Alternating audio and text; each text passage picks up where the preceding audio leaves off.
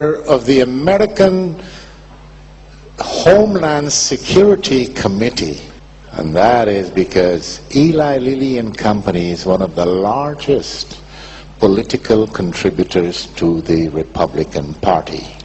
And all of these companies, all of them, they have $100,000 executive walking around in Washington and saying, "Hi, come to my barbecue this weekend." And that, ladies and gentlemen, is the highest form of corruption. It's called lobbying. It's approved by your government. Well, I don't know which one I have. All of them the same. So who are we dealing with? What are we doing? What are we setting our children open for? Now here's the good news, not for them. Sales of pharmaceuticals were dipping because when you look at the logistics of the whole thing, the baby boomers are now us. Not all, but yeah. Now we, the baby boomers, have gone into the long-term treatment. You know me. I got a pharmacy that's about 20 kilometers away from where I live for my medication with special delivery. You know why? I am one of their best customers. Now the baby boomers are going to die out in a while. Then the pharma companies have to find a new consumer. That is why they have turned their attention to the children. Have you guys heard of ADHS or ADHD? Yeah? Do you know what it is? What is it? Oh yeah? Well, it's funny, but all these years I've been in medicine, nobody can come and tell me up till now what ADHD is. Yeah, syndrome makes it a sickness. Since they can't prove that this is a sickness, they changed the S to D, calling it disorder. And when it comes to that kind of disorder, for example, how do they measure serotonin in the brain of a child? Do you know how to do it, doctor? With a Ouija board. That's one way of it. Yeah, right. But I don't think the pharma industry even knows about Ouija boards. What I'm saying is, they get the psychiatrists to sit down, with their little bow ties. Psychiatrists, these are mad people. They might...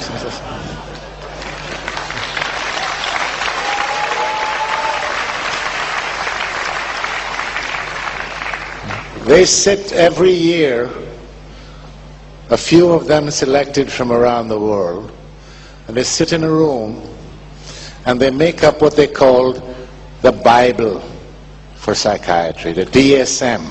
If this Bible was so good and so needed and does an exact job, why did they change the rules in this Bible during the last few years so many thousands of times? So they're targeting the children. They're calling these new fancy diseases, they're targeting them with these drugs. Strattera, Prozac, Ritalin, Paxil, Zoloft. In 2007, they had a report from the UK, or it's a European report, where 157 people were either killed or serious side effects with this new drug Strattera. Among them was a 3-year-old German girl. I find it difficult to even think or imagine that such a thing can happen. Now, my problem with these people is not revenge, like some of the press people have been writing about in Germany, out for revenge. No, I don't care about revenge. What I care about is that stop killing our children. Because when the politicians around the world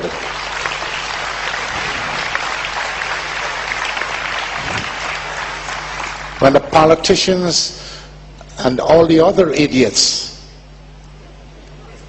like the psychiatrists, for example, they talk about we have to save the world, the environment, the gases, the green, everything else. All these people with the power in their hands to do something is not doing a goddamn thing. They still try to manipulate. And now they've fixed their eyes on the kids. I don't know about you guys in here, but that's not going to happen to my kid. Never, never. The other thing that is very, very significant, when Volvo or Mercedes or Audi, they bring a series of cars on the market, and something went wrong. The computer system maybe doesn't function well, the brake system, something. What do? They bring them all in. They fix the problem and then they go back and sell it. When a pharmaceutical company brings a drug that's killing people, what happens? The stupid politicians and the authorities, they say, okay, why don't you guys go back and take a look and see what is it that's wrong, and see if you can fix the problem and still sell the drug. These companies still keep on selling the drugs. And I'm not talking about miljarden pro jaar. That's a lot of money. Now the company I worked for, this Lilly, they said to me and all my comrades and workers, oh, we work for the betterment of the human race. We work towards getting their wallets empty. But they claim that they give $1 million a day to research. That's $365 million a year. Now I have been with them, that company, I was with them for 10 years. So you take 365 and multiply it by 10, that's over $3 billion. And they couldn't even bring out a better aspirin than they have. So they're bringing SSRIs. They are called SSRIs. When they told me that this new group of drugs was coming, they said, if we give it away, we will make money. That's how cheap it is to make. And Prozac, the drug that I bribed the Swedish government with to register, is the first ever blockbuster of the pharmaceutical industry. That is $1 billion a year. I have a lot more, but right now, fortunately for me, that has become my insurance. Plus, I have to save a little bit for my next book. It's all coming. Hopefully, the book will be finished by the end of this year, early next year. In the meantime, I will continue to speak wherever I'm invited, because I can write 100 books. If my message doesn't get to the people, to the consumers, nothing is going to happen. We have to get out of the grip of these people. Public outcry. Public outcry brought the Berlin Wall down. Public outcry can clean the pharma industry. Just get some control. Put some transparency into the business. And when your politicians stop filling their pockets and start to do something, that's difficult. That's difficult to get politicians to do anything because they don't have anything to think with. And you journalists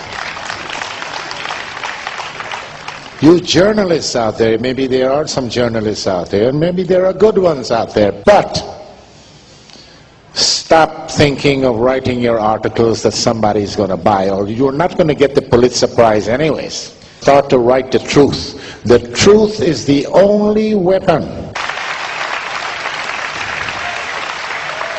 And I know, because people all around, at least all around where I have been during the last year,